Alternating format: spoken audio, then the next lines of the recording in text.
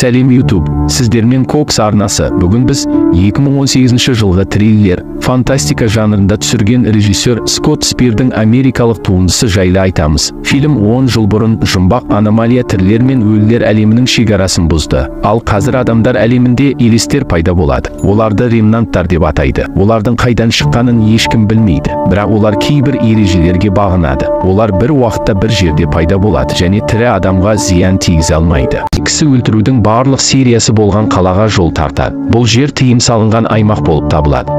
Түнге қарай бүкіл қала әртүрлі уақыттардан келген елестерге толы. Олар мейрамханаларда отырады, сөйлеседі, қыдырады. Олардың жоғалу уақыттары аяқталмайды. Бомба жарылыс болған кезде екі әлемге де енуге мүмкіндік беретін энергияны қалдырғанын айтады. Ол бұл құбылысты зерттеп, трагедия күні шекараға келген адамдарға тәжірибе жасау арқылы өмір мен өлім арасында портал құрғысы келді. Олар портал емес, үлкен тесік жасады.